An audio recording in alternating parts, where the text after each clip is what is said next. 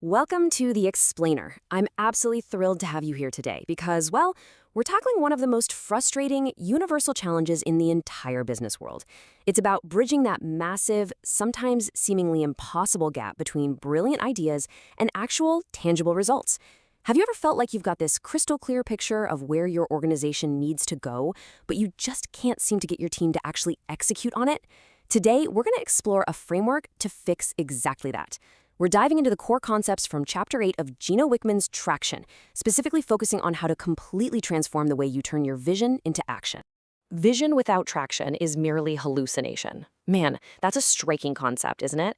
You can have the most groundbreaking, disruptive, world-changing vision in your industry, but the harsh reality? The inability to make a business vision a reality is a literal epidemic. All over the world, leaders are spending tens of thousands of dollars on strategic planning. They walk away feeling all warm and fuzzy, and then absolutely nothing happens. The vision just stays up there in the clouds. So let me ask you a question directly, and I want you to be brutally honest with yourself here. How would you rate the accountability throughout your organization on a scale of 1 to 10? With 10 being absolute perfect accountability, everyone does exactly what they say they're going to do, and 1 being, well, complete chaos. Seriously, think about it for a second. Now, if you're cringing a little bit right now, don't worry. You're definitely not alone. When most companies start evaluating their execution and discipline, their average starting score is a mere 4. Yeah, a 4. That's the tension-breaking reality we're dealing with. It is incredibly common to operate below a 5. But hey, the good news is, by the end of this explainer, we're going to uncover the exact tools to help take that 4 and turn it into a solid 10.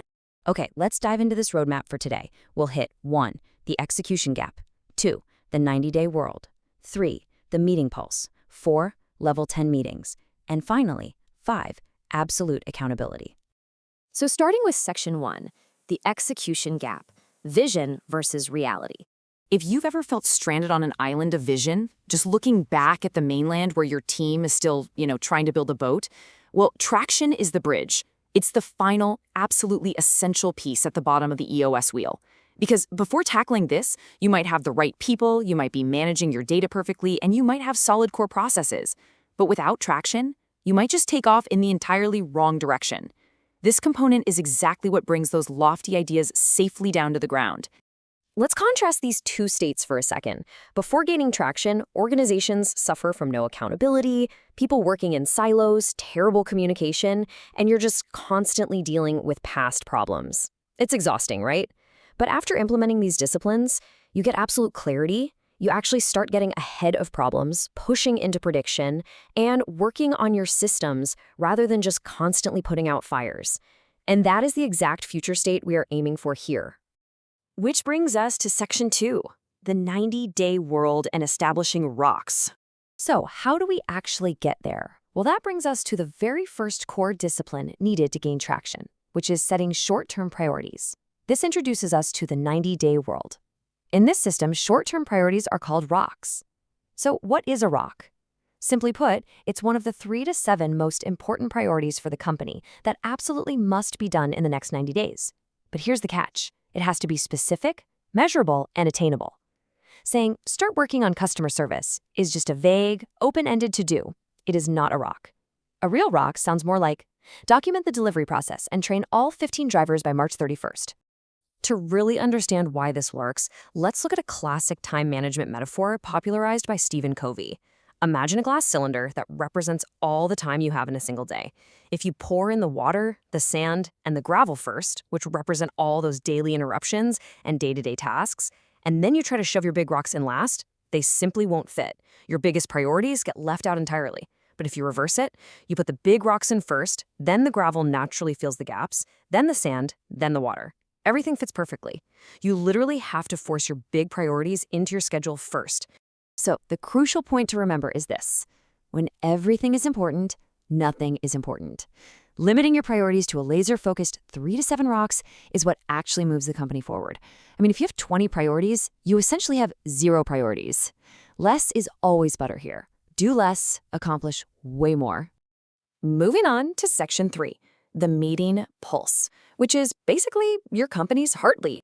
Now, having rocks is great, but how do we ensure they actually get done?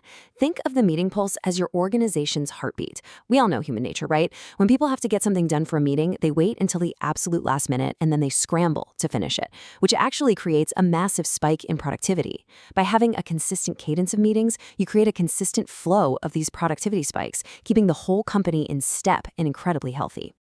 This pulse basically beats in two primary rhythms: quarterly and weekly. Every 90 days, your leadership team goes off-site for a solid 8 hours. You review your vision, reset, and establish the new rocks for the coming quarter. It's highly strategic. But then, to actually execute on that, you have the weekly meeting. Just 90 minutes in the office, strictly designed to keep those rocks on track. They're very different, but beautifully complementary. Now for Section 4, Level 10 meetings, the true engine of execution. Let's look a bit closer at that weekly rhythm, because it really is the engine driving your execution. On a scale from 1 to 10, how would you rate your typical weekly staff meetings? If you're like most people, you're probably saying, a 4 or a 5. Most meetings are meandering, they're boring, and frankly, they're a total waste of time. But we're going to learn exactly how to raise that to a perfect 10 by following a strict, totally unbending agenda. Now, what's really interesting about this agenda is the strict time allocation. You spend 5 minutes each on a quick segue, reviewing data, checking on your rocks, sharing headlines, and reviewing weekly to-dos. That's just 25 minutes of basic reporting. But the real magic happens next. A full 60 minutes, the vast majority of the meeting, is dedicated purely to solving problems. That 60-minute block uses a framework called IDS: Identify, Discuss, Solve. Great meetings aren't boring reporting sessions, right? They should be passionate, intense, and hyper-focused on illuminating issues. Unsolved problems are kind of like mushrooms. When it's dark and rainy, they just multiply. But under bright light, they diminish. The IDS track forces you to identify the root cause, discuss it openly without all the office politics, and solve it permanently so it goes away forever. Bringing us to our final section, Section 5, Absolute Accountability, bringing it all together. By combining clear rocks with a level 10 meeting pulse, we create a truly cohesive reality. And this brilliantly illustrates how we start with a broad, macro 10-year vision. Then we systematically drill it down to a 3-year picture, a 1-year plan, our 90-day quarterly rocks, all the way down to a micro 7-day action item that gets reviewed in our weekly meeting.